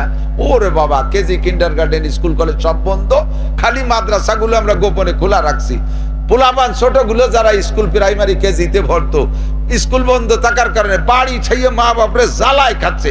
মা টাকা দাও মামা খাবো, আব্বা টাকা দাও নানা খাবো, এ খাবারটা খাবে নানা দাদা মামা ছোট মামা বড় মামা খাইয়ে সাপ। মার আসল সিঁড়ি বেলায় দেয়, বাপের পকেট টেনে সিঁড়ি বেলায় দিচ্ছে। জ্বালা জ্বালায় মাদ্রাসা খোলা আসেনি, দেও দি ও থুইয়ে সদি এক মাদ্রাসায়। এই শুরু হয়ে গেল মাদ্রাসায় ছাত্র রিড়ি, সুতি দিতে জায়গা পাই না। সব কুদরত কার হাতে? কাদেরে কুদরত তো দারি হর চেখাহি আকুনি, মুর্দারা তো জানে বকশি জিন্দারা বেজা কুনি। সর্বময় ক্ষমতার মালিক আমার আল্লাহ। সব কিছু মিলে দেখলাম মুসা আলাইহিস সালাম এত বড় লম্বা হায়াতের অফার পাইলেন, তাও প্রমাণ হলো শেষকালে মরতে হবে। উজবনে অনুক 3500 বছর হায়াত পাইলেন, তার মরে যা লাগলো। ও দোস্ত, নূহ আলাইহিস সালাম 1000 বছর হায়াত পাইলেন, তাও মারা যা লাগলো। এমন করে লম্বা লম্বা হায়াত যারা পাইছে, সবার হায়াত সম্পর্কে আল্লাহ বলেন অমাল হায়াতুদ দুনিয়া ইল্লা কালিল। এ দুনিয়ার জিন্দেগি একেবারে কম। কুল্লু নাফসিন যায়িকাতুল মাউত। আরে ভাষা ভাবে আমার ওয়াজগুলোকে শোনা দরকার, তাই শুনতেছেন তা না, ভিতরে ভিতরে ইবরাত নিতে থাকেন, এর থেকে সবক নিতে থাকেন। সব বড়রা লম্বা হায়াত পালারা যেহেতু চলে গেছে, আমার আপনারও মরণ অবধারিত। মরণটা যে কেমন না মরলি বোঝা যায় না। কতক্ষণ মরণ কেমন না মরলি বোঝা যায় না। মরার পরে যে বসবো, তারপরে তো আবার ফিরে আসার সুযোগ নাই, যে কোনো সময় চলে যেতে পারি। সিরিয়াল নাই মরার জন্য, দুনিয়ায় আসার সিরিয়াল আছে, মরার সিরিয়াল নাই। আগে দাদা, পরে বাপ, তারপরে আমি, এরপরে আমার ছেলে মেয়ে, এটা হলো আসার সিরিয়াল। কিন্তু মরার জন্য এই সিরিয়াল জরুরি না। আমার যুবক সোনার যারা আছো, তোমরাও মনে রাখো, তোমার আব্বা থেকে যাবে, তুমি চলে যাবা। দাদা থেকে যাবে, পুতা চলে যাবে। নানা থেকে যাবে, নাতি চলে যাবে। যে কোনো সময় ডাক আসতে পারে। নবী রাসূলদেরকে আল্লাহ পাক আগে ফেরেশতার মাধ্যমে প্রস্তাব পাঠায় পাঠাইছে, তুমি কি মরতে রাজি না, বাঁচতে চাও? আমাকে কিন্তু এই প্রস্তাব কখনো দেবে না। আমার সময় হবে তো রাস্তাঘাটে যে কোনো জায়গায় আমারে ফেলাই দিতে পারে কি পারে না? মরে গেলাম, মরা পর্যন্ত যদি শেষ হইতো তাহলে যা খুশি তাই করো। বয়াতিরা যেমন গান গায়, দুনিয়াটা মস্ত বড়, দুনিয়াটা মস্ত বড়, খাও দাও ফুর্তি করো। খাও দাও ফুর্তি করতাম যদি দুনিয়াটা মস্ত বড় হইয়া হায়াতের পরে মরণ পর্যন্ত শেষ হয়ে যাইতো। কিন্তু সমস্যা হলো সুম্মা ইলাইনা তুরজাউন, আবার যে উঠতে হবে, আবার যে উঠতে হবে। তুরজাউন, খেয়াল করেন একটু, আমার দিক খেয়াল করেন, আমার সাথে একটু একমত মানে দিকে। তুরজাউন, তোমারে ফিরে আনা হবে। তার জীবন মানে তুমি ফিরবা, তার জীবন মানে তুমি ফিরবা, আর তুরজাউন মানে ফিরানো হবে। মিনহা খলাকনাকুম, পড়বেন, বানাইছি তোমারে মাটি দিয়া, ওয়াফিহা নুঈদুকুম, আবার তোমার এর মধ্যে এনে ছাড়বো। ফিহা নুঈদুকুম, এ জায়গা আল্লাহ বলে নাই বানানোর সময় বানাইছি আমি, তবে তোমাকে একটু ফিরে আসার জন্য অনুরোধ করি। অফিহা তাউদুন, ও বান্দা বানাইতো ছাড়িয়ে দিছি, কিডা কোন জায়গা গেছিস, কার পাসপোর্ট ভিসা নিয়ে কোন জায়গা গেছিস আমি খুঁজে পাচ্ছি না, তোর সময় শেষ হয়ে গেছে, একটু আস্তে আস্তে মাটির তলে আয়। এই কলি কি কেউ আসতাম? তুমি তালাশ করে পালি নাও, না পালি না নাও, আমি মাটির তলে যেতে পারতেছি না। এই কইয়ে পোলাই ছলাই থাকতাম এক জায়গা। আল্লাহ কি কইলেন? অফিহা নুঈদুকুম, কোন জায়গা যাবি? ফানফিরুলাত, কি বলা হয়, দুনিয়ার কোন জায়গা যাবি, যে জায়গা যাবি সেই জায়গায়। ফাইনাল মাফার, কোন জায়গা যাবি? ফানফুজুলা তানফুজুনা ইল্লা বিসুলতান, বঙ্গোপসাগরের চরে যে পালাবি ও জায়গা আমার রাজত্ব, সুন্দরবনের ঘন জঙ্গলে পালাবি ও জায়গা আমার জায়গা, তোর বাবার জায়গা কোনো জায়গা না। আটলান্টিক মহাসাগরের চরে পালাবি, আফ্রিকার জঙ্গলে পালাবি, কোনো জায়গা পালাই থাকতে পারবি না। অফিহা নুঈদুকুম, এই মাটির মধ্যে তোর আমি আইনেই ছাড়বো। আচ্ছা ঠিক আছে, মাটির মধ্যে আইনে মিশাই দিলে মাটির মধ্যে, তারপরে কি হবে? অমিনহা নুখরিজুকুম, এ জায়গা আল্লাহ কয় না অমিনহা তাখরুজুন। কিয়ামতের মাঠে আল্লাহ সবাই খুঁজে পাচ্ছে না, কে কোন জায়গা মারছে, কোন আগান বাগানে মাটি দিয়ে তুইছে, সারা দুনিয়া সে আদম থেকে নিয়ে আজ পর্যন্ত একটা দূরে মানুষ মারছে নাকি? আল্লাহ কিয়ামতের মাঠে সবাই খুঁজে পাচ্ছে না, বল বলে জোরে ডাক দিলে, যে জায়গা মরে মাটি হয়েছে উঠে আসো। যে পরিমাণ আকাম করে মরছি একটাও উঠবো না, জানি যে ধরা খাইলে খবর আছে। আল্লাহ কয় তোমার ওইভাবে আল্লাহদের সাথে ডাকবো না। অমিনহা নুখরিজুকুম, আমি বের করেই ছাড়বো। পুরাইয়া বাসের মাথায় কচড়ির তলে নাভি গাড়িয়ে ছুঁচিস, ও আমার হিসেব আছে। যে যে জায়গা মাটির তলে গেছিস, নুখরিজুকুম, আমি বের করেই ছাড়বো। সুম্মা ইলাইনা তুরজাউন, সবাই আমার কাছে ফিরে যেতে হবেই হবে, আমি সবাইকে বের করেই ছাড়বো। সুম্মা ইলাইনা তুরজাউন, এরপরে কথা হলো, এদিক খেয়াল করেন, তাহলে হায়াত একেবারে কম, যে কোনো সময় মরতে পারি, মরি আবার মাটি হয়ে যাওয়া পর্যন্ত শেষ না, আমাকে আবার উঠাই ছাড়বে আল্লাহ। কথা কন ঠিক কি ঠিক না? যতক্ষণ দুনিয়ায় বেঁচে আছি অতক্ষণ আমার ভালো মন্দ যা কিছু আছে এর বিনিময়ে আল্লাহ পাক আমাকে দিয়ে যাচ্ছে, তাই খাচ্ছি, পড়তেছি, ব্যবহার করতেছি। হিন্দুরাও ভালো কাজ করে, তার বিনিময়ে আল্লাহ তাদেরকে দুনিয়ায় খাওয়াচ্ছে। খ্রিস্টানরাও কিছু ভালো কাজ করে, তার বিনিময়ে আল্লাহ দুনিয়ায় খাওয়াচ্ছে। ইহুদ নাসারারা ভালো কাজ করে, তার বিনিময়ে আল্লাহ তাদের দুনিয়ায় খাবার দাবার ভালো কিছু দিয়ে যাচ্ছে। কিন্তু ওদের ঈমান না থাকার কারণে পরকাল শূন্য, ঈমান না থাকার কারণে ওই ভালো কাজের প্রতিদান আখিরাতে পাবে না।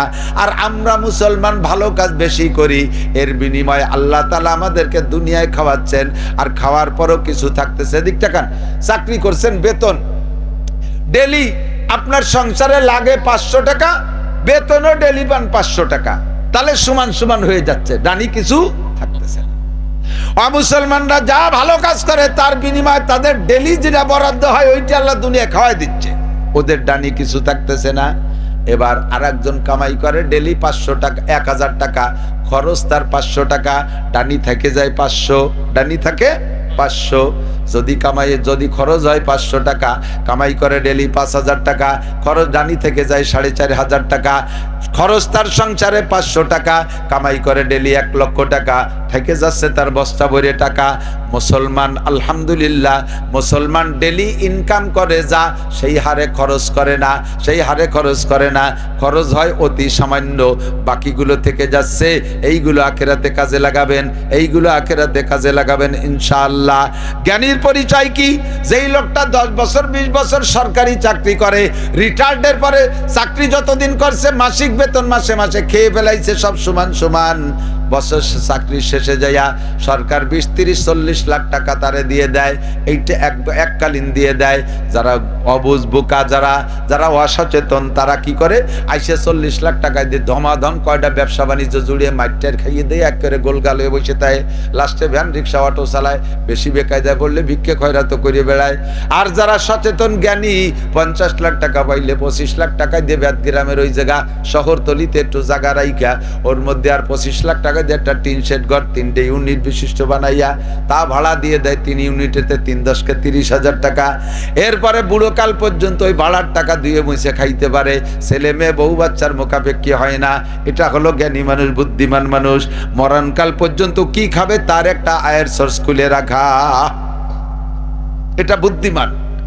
নবী পাক বলেন, হে দুনিয়ার মানুষ, মুসলমানরা বিশেষ করে নামাজ পড়ো, রোজা রাখো, হজ করো, যাকাত দাও, ভালো কাজ যা করো, এর বিনিময়ে আল্লাহ তোমারে মোটা দিচ্ছে।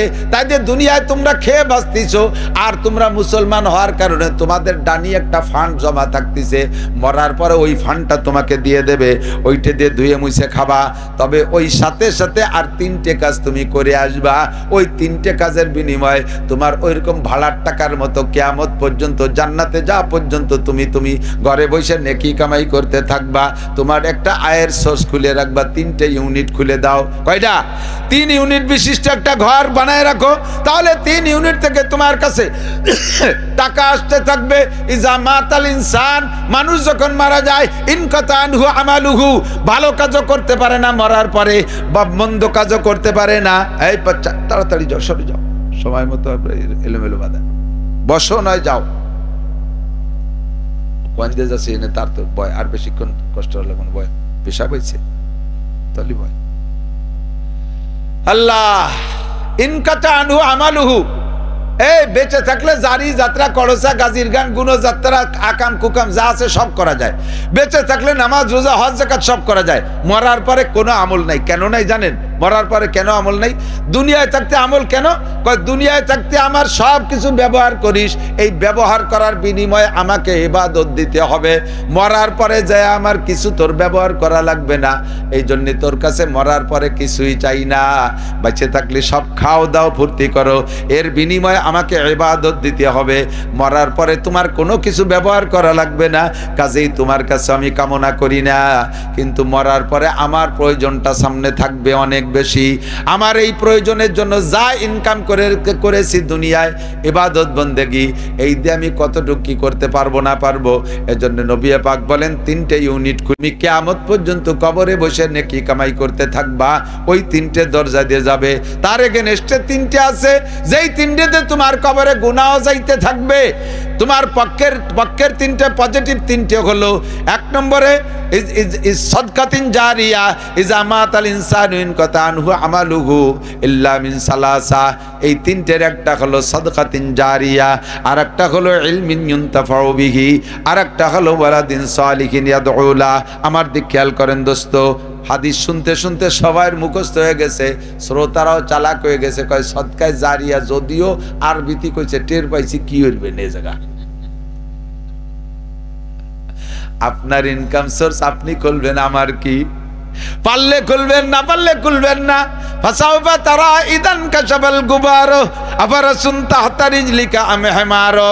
আরে দুনিয়ায় থাকতে টের পাচ্ছেন না, ঘোড়ার পিঠে বসা না গাধার পিঠে বসা। চক্ষু বন্ধ করে কবরে যাওয়ার পরে বেলা উঠবে, সেই সময় দেখবেন ঘোড়ার পিঠে বসা না গাধার পিঠে বসা। এই কথাগুলো আপনার কত কাজে লাগছে সেই দিন বুঝবেন। 3টে ইউনিট খুলতে হবে, 3টে ইউনিট, 3 ইউনিট বিশিষ্ট একটা ঘর বানাইয়া আপনি ওখান থেকে ভাড়া খাইতে থাকবেন জীবন ভরে কবরে শুয়ে শুয়া। একটা হলো সদকায়ে জারিয়া, আমরা সদকা জারিয়া কেন খুলব না? ইব্রাহিম খলিলুল্লাহ আলাইহিস সালাতু ওয়াস সালামের ইন্তেকালের আগে ওই মুসা আলাইহিস সালামের মতো জিবরিল আলাইহিস সালাম এসে বলছেন, ইয়া খলিলাল্লাহ তামুতু আম তাহইয়া, আল্লাহর খলিল ইব্রাহিম আপনি কি মরার জন্য রেডি নাকি আরো বাঁচতে চান? ইব্রাহিম আলাইহিস সালাম বললেন, মরার জন্য রেডি, তবে জীবন ভরি আমার একটা আমল ছিল, সেই আমলটা হলো মেহমান ছাড়া খানা খাইতাম না, কিন্তু মরার পরও কিয়ামত পর্যন্ত মানুষকে আমি মেহমানদারি করব, এমন একটা মেহমানখানা খুলে রেখে যেতে চাই যার মাধ্যমে আমি কবরে শুয়ে নেকি পাবো। এইটা একটু আল্লাহর কাছে যে বলো জিব্রাইল পদ্ধতি কি আছে। আল্লাহ পাকের কাছে জিব্রাইল বললে, আল্লাহ পাক বললেন জিব্রাইলকে, তুমি জান্নাত থেকে এক মুঠ লবণ নিয়ে আমার ইব্রাহিমের হাতে দাও। ইব্রাহিমের হাতের মধ্যে আমি বরকত রেখেছি, এক মুঠ লবণে এত লবণ হবে কিয়ামত পর্যন্ত মানুষের লবণের সংকট থাকবে না। মুঠের মধ্যে লবণটুক নাড়াচাড়া কইরা পানির মধ্যে ফেলে দেবে, আর ওই পানিতে সারা পৃথিবীতে মানুষের কাছে লবণ পৌঁছায় দেবে। বিশ্বের যে প্রান্ত থেকে যেই পানির ভিতরে লবণ বের করে খাবে ওই আমার ইব্রাহিমের মেহমান হবে, আর এই মেহমানদারির নেকি ইব্রাহিম কবরে বসে পাইতে থাকবে। সারা দুনিয়ায় যত সভ্য মানুষ আমরা লবণ খাই, এই সম্পূর্ণ লবণের মেহমানদারি ইব্রাহিম আলাইহিস সালাম পায়। সে হলেন জাতির পিতা, মুসলিম জাতির পিতা। তার ইবাদত বন্দেগীর অভাব নাই, তার নেকির অভাব নাই। 30টা পরীক্ষায় গোল্ডেন এ প্লাস পাস করেছে, আল্লাহ পাক তাকে পাস বলে ঘোষণা দিয়েছে। এত বড় জলিলুল কদর রসুল হইয়া তিনি যদি একটা সাদকায়ে জারিয়ার দরজা খুলে রেখে যাইতে কামনা করেন, তাহলে আমার আপনার জিন্দেগি তো কিছু না কিছু করে যাওয়া উচিত। বাবারে যাই ইনকাম করছি কতটুক কাজে লাগবে জানি না, সাদকায়ে জারিয়া তৌফিক অনুযায়ী ব্যবস্থা আল্লাহ পাক রব্বুল আলামিন করে দিয়েছেন। আপনাদের এই এলাকা চতুর্দিক দিয়ে হিন্দু গ্রাম, ছোট্ট কয়েক ঘর মানুষ নিয়ে মুসলমানদের একটা এলাকা, এখানে একটা মাদ্রাসা করেছে, আল্লাহর কোরআনের ঘর, শরফুল মাকানে বিল মাকিন। মাদ্রাসাটা না হইলে এ জায়গা কি না কি হইতো আল্লাহ জানে। আল্লাহর কোরআনের বদৌলতে গ্রামটা দামি হয়ে গেছে। গ্রামটার নাম রঘুনাথপুর না? রঘুনাথপুর না? জীবনে রঘুনাথপুর, গোপালগঞ্জের রঘুনাথপুর মেলা আছে বাংলাদেশে, অনেক রঘুনাথপুর আমি গিয়েছি। গোপালগঞ্জের রঘুনাথপুর এই গ্রামটার নাম সারা পৃথিবীর কাছে পৌঁছই দেওয়ার আর কোনো মিডিয়া ছিল না। থাকতে পারে এই গ্রামে কোনো অফিসার, বড় বড় এমপি মন্ত্রীও যদি হয়, তবুও সারা পৃথিবীতে রঘুনাথপুরে পৌঁছই দেওয়ার কোনো মিডিয়া এখনো পর্যন্ত হয় নাই।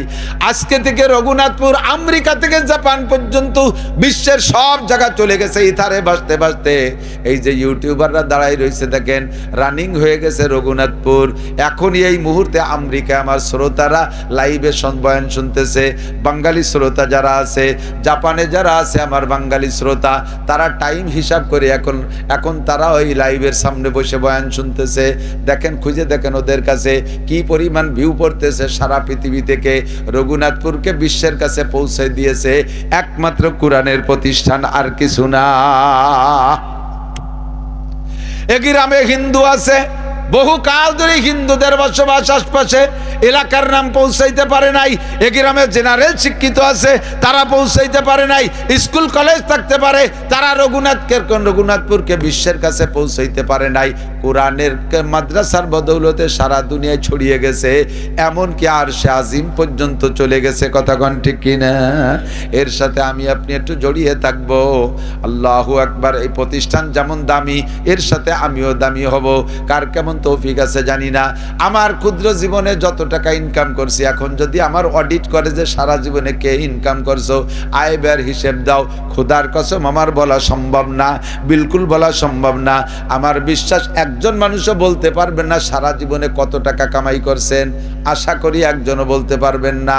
আর কত টাকা খরচ করছেন তাও বলতে পারবেন না। তবে এ কথা সত্য যে জীবন ভরে যা কামাই করছেন সব টাকা খরচ হয়ে গেছে, বিগত টাকা নাই, সামনের গুলো থাকবে না। আল্লাহ কয় মা তুকাদ্দিমু লিআনফুসিকুম মিন খায়রিন তাজিদুহু ইনদাল্লাহ। ও বান্দা, আমারে সামান্য কয়টা টাকা দে, আমারে সামান্য কয়টা টাকা দে, সাদকায়ে জারিয়া। এইটা কিয়ামত পর্যন্ত তেলাওয়াত চলবে, এখানে বসে নেকি যাইতে থাকবে। আমি নিজে কানে গল্পের ভিতরে শুনেছি, আমাদের এই যে কোটালীপাড়ার কাজী ফিরোজ রশিদ আছে না, ঢাকার 7 নম্বর সিটের এমপি ছিলেন।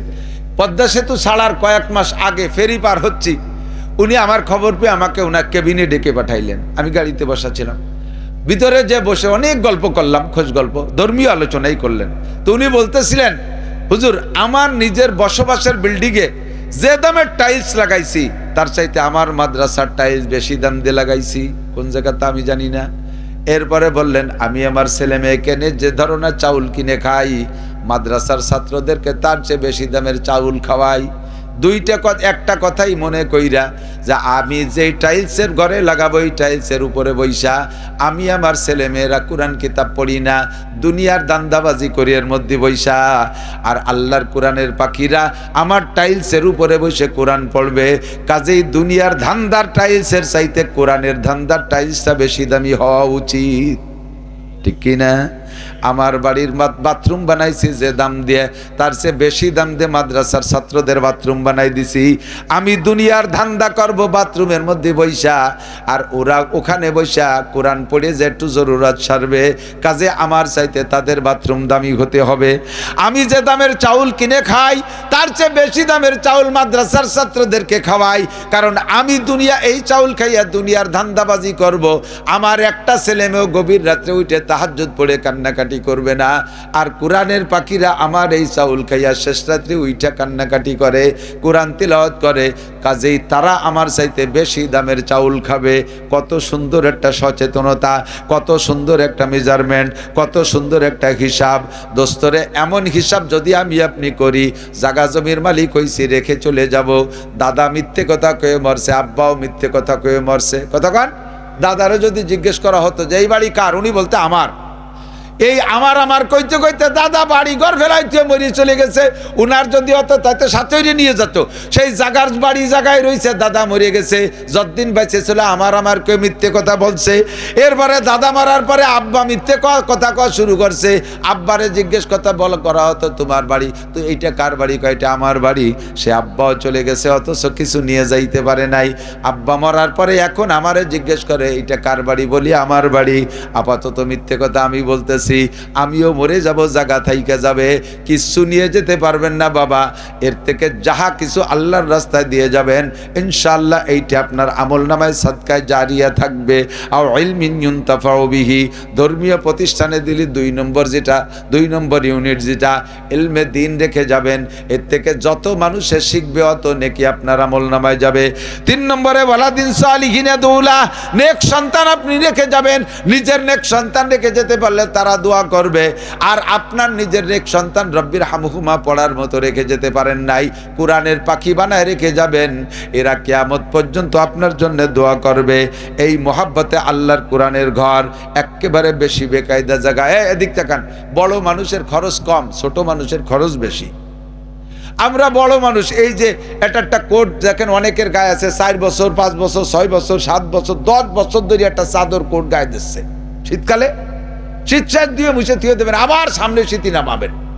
আর পোলা পান দেন দেখা যেগুলো ওকে এক শীতি 30টা 40টা প্যান্ট জাঙ্গিয়ে গেঞ্জি কিনা লাগে। আমার একটু ভূতা আছে, সেদিনকে আমি তার জন্য 6-7 হাজার টাকার পোশাক কিনছি, তাই এই সিজন শেষ, সামনের সিজনে আবার কিনা লাগবে।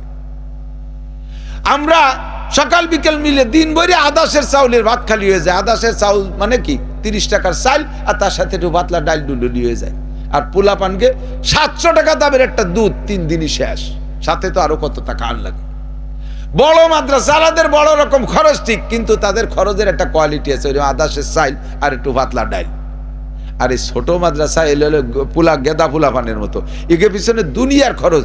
একে জায়গা নাই, জমি নাই, ঘর নাই, বাড়ি নাই, পেশাব পায়খানা নাই, কিচ্ছু নাই, পাটি নাই, বিছেন নাই, থাল নাই, বাটি নাই, একটা সিলুমসি নাই, কত তার অভাব। সরকার জীবনেও দেয় নাই, আমলিক সরকার আমাকে দেয় নাই, বিএনপি সরকার দেয় নাই, ইউনূস সরকারও দেবে না।